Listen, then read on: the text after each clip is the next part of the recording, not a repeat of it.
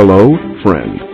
I couldn't help but notice that the barbarian tribes hailing from Russian and Finno-Mongol territories have ruined our Roman masters.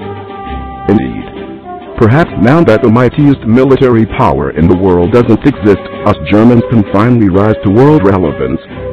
Holy Germanic servants, check it out, Mother of gold. Charlemagne. It is amazing indeed.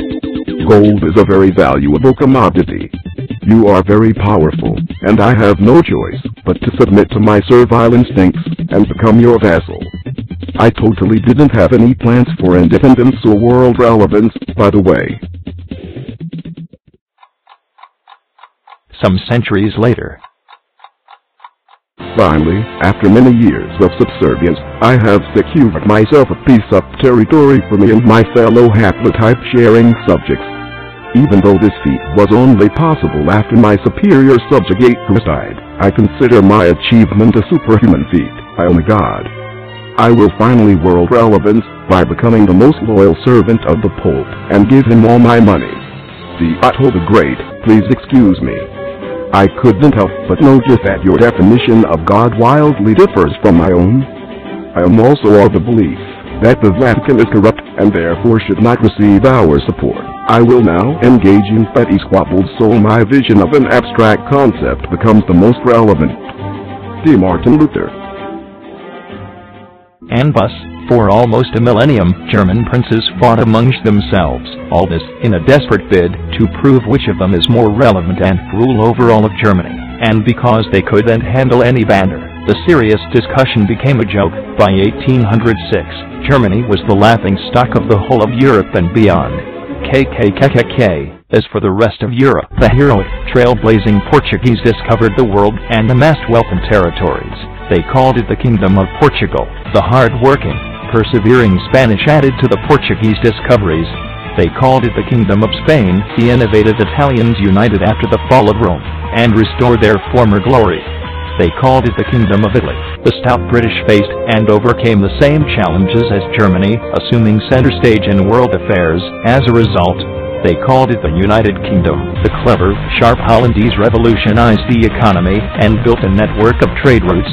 They called it the Kingdom of Holland. Even the French got themselves unprecedented success at some point in their history.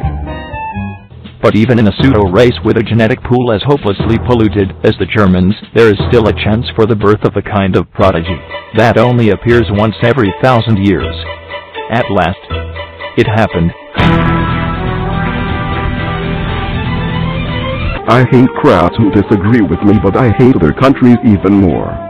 The Otto von Bismarck. This statement alone caused a breakthrough in German thought. Led by this genius rhetoric, the Germans brought their inferiority complex to new heights. They were now united as one. The Germans were finally all living in one country. Undivided in their quest for relevance, they decided to call their country the Unified German Empire. Desperate to prove themselves relevant to the whole world, the Germans frantically searched for a reason to wage a war they could win. The death of some irrelevant prince in some backwater country with a vague connection with the German emperor was all they needed to start war. He shares half a haplotype with us. Pure-blooded German king. With inflated egos, they decided to declare a war against the whole world. The Germans fought this war quite seriously, exterminating anyone in their path, and using all sorts of underhanded tricks. They were dead set on world domination, but the rest of the world wasn't taking it so seriously. They could have easily exterminated the Germans if they stooped half as low as them. But, as humanists, they didn't want to deprive future generations from observing one of nature's most hilarious mistakes.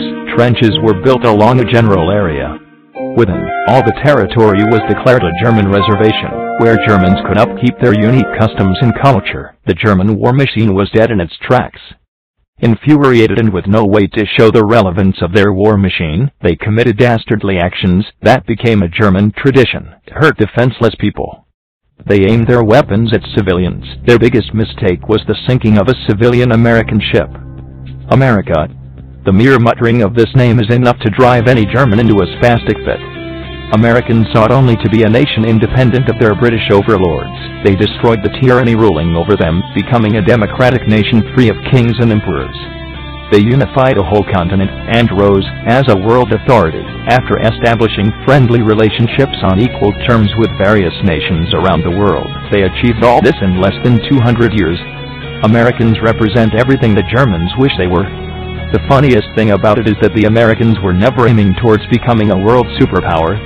They reached it as a side effect of being decent, likable people worthy of trust. Americans are peace-loving people by nature. But not even them could stand by and witness such tragedies perpetrated by the most ignoble of people. The Americans went to war and immediately crushed the powerless, incompetent German war machine. But even with such righteous anger in their hearts, the Americans could not bring themselves to end these incomplete human beings. So they tried to teach the Germans democracy. But even so, Germany went to war alone against the whole world and lost. This is obviously the Jewish people's fault. The Germans wasted their second chance and went to war a second time.